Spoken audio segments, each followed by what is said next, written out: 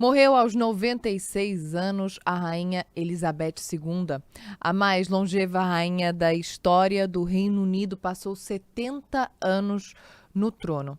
Ela que é uma figura central para a identidade nacional, né, do Reino Unido, reinventou a monarquia britânica e esteve à frente do país, liderando o país em vários momentos de muita dificuldade.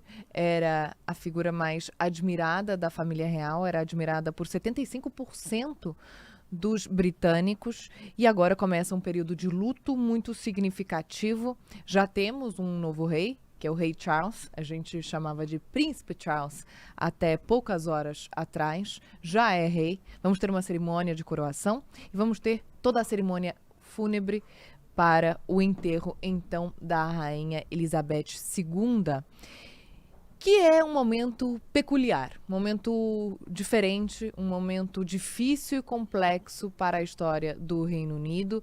Nessa semana tivemos a posse da nova primeira-ministra britânica Liz Truss e agora a morte da monarca, que, eu repito, era uma figura de muita sensibilidade, uma rainha muito empática que dedicou a vida a servir ao povo. Vamos entender qual é a história da rainha, o que aconteceu, né, de tão importante para que ela tivesse essa figura tão marcada aí, tão simbólica para o povo, e o que vai acontecer daqui para frente. Para o Mundo que eu quero saber, este é um podcast da Band com a minha apresentação, Joana Treptow, para tratar de assuntos da atualidade com uma linguagem leve e acessível. E agora nós vamos conversar com o professor Roberto Ibel, professor de Relações Internacionais da ESPM.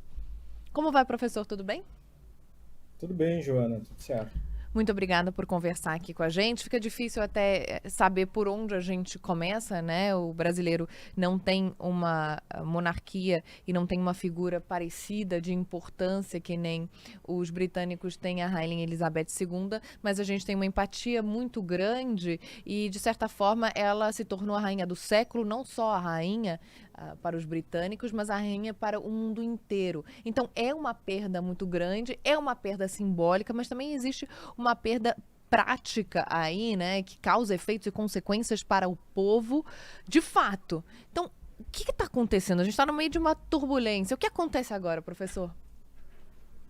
Exatamente, o Reino Unido hoje ele é uma turbulência, passa por uma turbulência política e institucional, né? Salvo talvez algum registro histórico de alguns séculos atrás, mas eu acho que é a primeira vez, acredito que é a primeira vez na história britânica, já do Reino Unido moderno, né, pelo menos desde o século XIX, na qual tem uma troca de chefe de Estado e chefe de governo com 2 dias de diferença, né? Faz 2 dias que o Reino Unido tem uma nova primeira-ministra, Liz Truss, e 2 dias depois tem uma mudança na chefia de Estado, tem um novo monarca, né?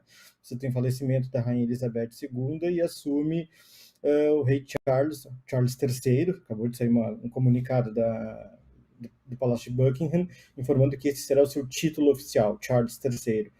Então, na primeira vez na história moderna do Reino Unido, você tem uma mudança de poder muito brusca, muito rápida. Muito embora, no caso da Rainha Elizabeth, já se sabia que o seu reinado estaria próximo do fim.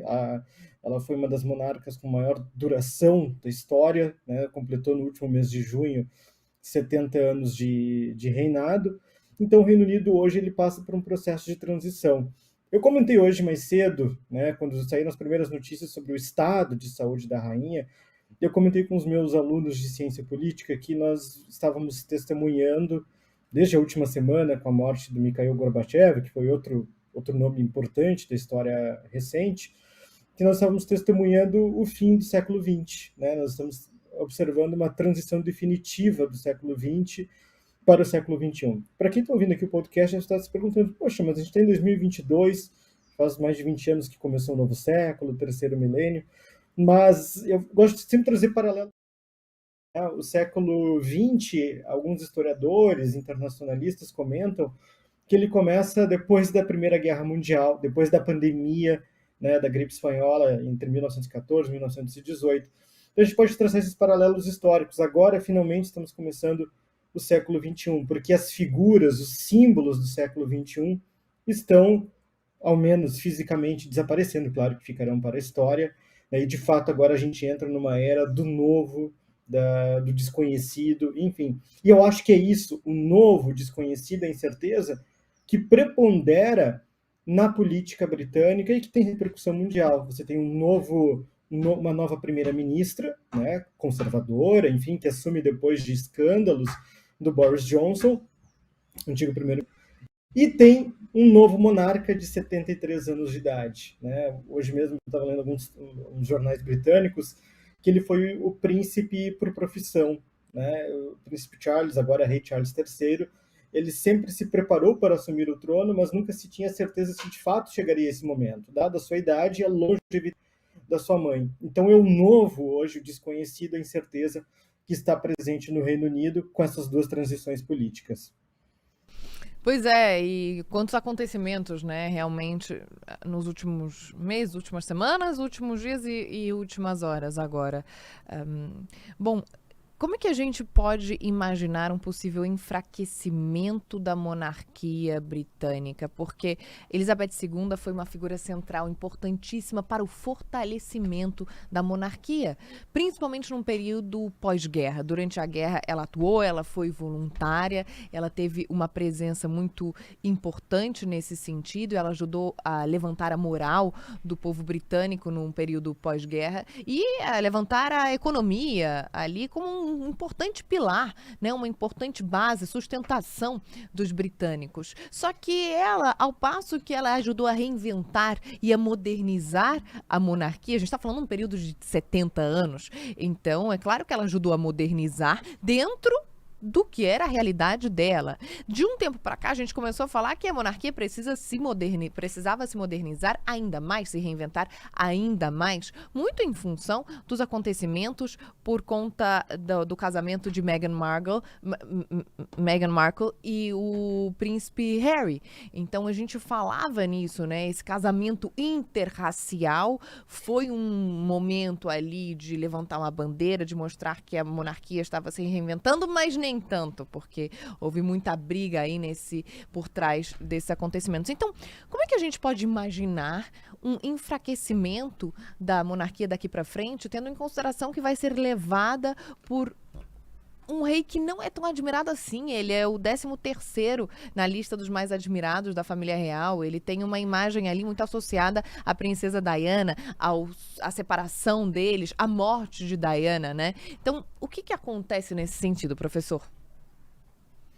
Olha, eu acredito que esse é o grande desafio do agora rei Charles III, né, de manter essa unidade política, manter eu diria, esse respeito à tradição da monarquia constitucional britânica, porque o chefe de Estado do Reino Unido é o rei ou a rainha, né, e ele é uma figura seus poderes são muito limitados, de abertura do parlamento, de reconhecer a nova primeira-ministra, né, de ser responsável pelas Forças Armadas, o chefe das Forças Armadas, chefe da Igreja Anglicana, embora seja uma figura política administrativa e não eclesiástica dentro da Igreja Anglicana, mas tem esse simbolismo, né?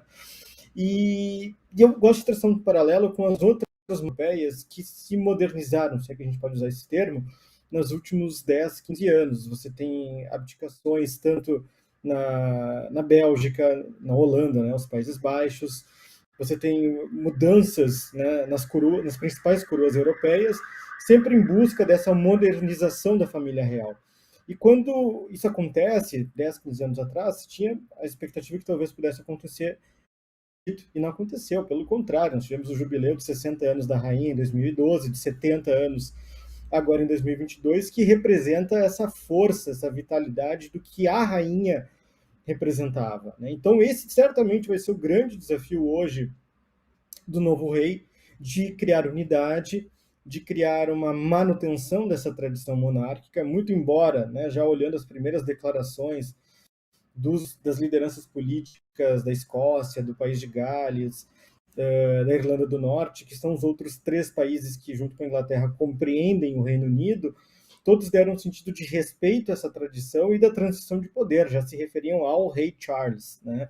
Então, se fala muito na possibilidade de um separatismo escocês, irlandês ou galês, né, do País de Gales, mas eu acho que também pelo que ele representa, o monarca, pela sua idade, essas questões talvez ficarão para o seu sucessor, aí sim o príncipe William, né, que é o sucessor, e que se a gente for olhar por uma questão de idade, uma questão biológica, a gente sabe que o reinado de Príncipe Charles não será um reinado longo como o da sua mãe, de 70 anos, né, por uma questão biológica, talvez 20 anos no máximo. Então a gente sabe que será uma monarquia de transição. E eu acho que as mudanças que são esperadas pela população britânica, né, pelos súditos da sua majestade, como eles se referem, ela vai demorar ainda esses 20, 10, 15, 20 anos, que será a transição aí sim para uma monarquia mais nova, né, por um novo momento. Então, é um fechamento de ciclos. Por isso eu falei o fim do século XX, de fato, né, e também é um fechamento de um ciclo da própria monarquia britânica que vai se modernizar. Acho muito difícil que termine o regime constitucional, de monarquia constitucional no Reino Unido. Muito provavelmente ele vai atuar, mas cada vez mais tendo a família real como uma figura decorativa, representativa a nível internacional, mas sem nenhum qualquer tipo de poder. E aí passa também as questões até de revisão do financiamento da monarquia, né? Ou seja, o quanto o Estado gasta para sustentar o funcionamento da estrutura da família real. Eu acho que esses serão os grandes desafios desse reinado, que não será muito longo, uma questão óbvia, né, do príncipe, agora rei Charles III. E essa ruptura, esse momento de ruptura, professor, pode ter alguma implicação na economia? Porque eu sei que a economia britânica, e principalmente quando a gente fala ali de Londres, tem uma movimentação significativa no que diz respeito ao turismo, né? Chama os turistas, gera muito dinheiro, faz a economia girar. Então, se a gente pensa num momento de ruptura, um momento em que talvez os britânicos passem a não se sentir tão representados, porque a empatia que havia em relação a Elizabeth era muito grande, ela realmente dedicou a vida inteira ao povo, e a gente sabe que o rei Charles não fez isso, não à toa, está começando um reinado com 73 anos, e a gente volta a dizer que é uma figura controversa. A rainha, agora Camila, também é uma figura que não é muito admirada. Então, isso pode ter alguma implicação na economia, por exemplo, da Inglaterra? Muito difícil a gente fazer uma previsão, né? Mas com certeza, e eu acho que justamente por causa disso é que haverá, né, uma manutenção das tradições da monarquia, porque nós temos agora 10 dias de luto no Reino Unido, em que a sociedade vive esse luto, a despedida da rainha tem uma série de protocolos, enfim, né? Mas depois disso vem o momento da festividade. É isso que é o que marca as monarquias, diferentemente de uma república, como aqui no Brasil, que os governos terminam por uma posse, por uma transmissão de uma faixa presidencial. Na monarquia, normalmente é pela morte de monarca e pela sucessão do seguinte. Então, termina o período de luto, você terá um período de festividade no Reino Unido. Mesmo sendo o príncipe Charles, agora rei Charles III, será um momento de festividade, é um novo. E aí sim você pode ter certamente um incremento no turismo. Por quê?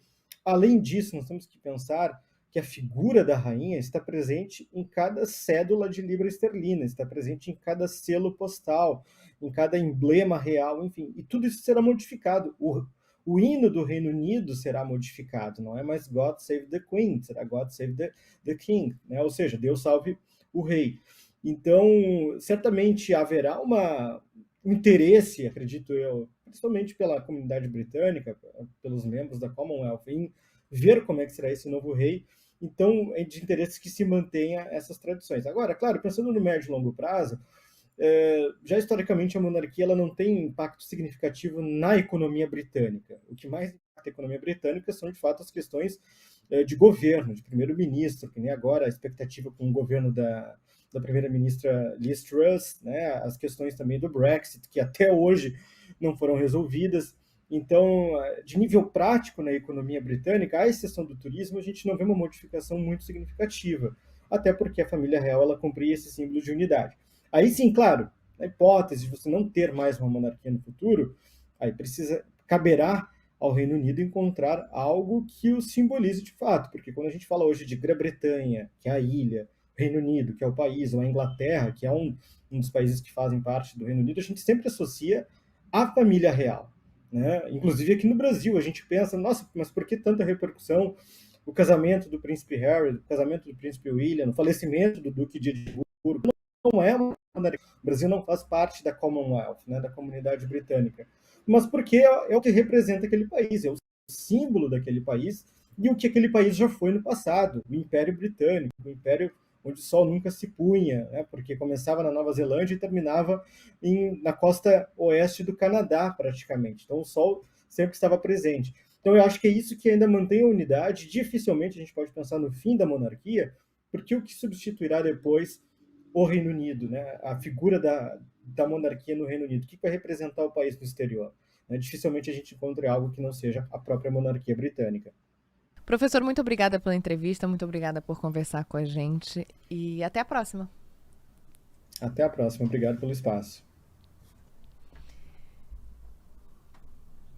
Esse foi o Para o Mundo que eu Quero Saber, podcast da Band com a minha apresentação, Joana Treptow, para tratar de assuntos da atualidade com uma linguagem leve e acessível. A gente teve a produção de Emanuele Braga e a edição de Andrei Matos. Todo dia um assunto novo para vocês. Até a próxima. Tchau.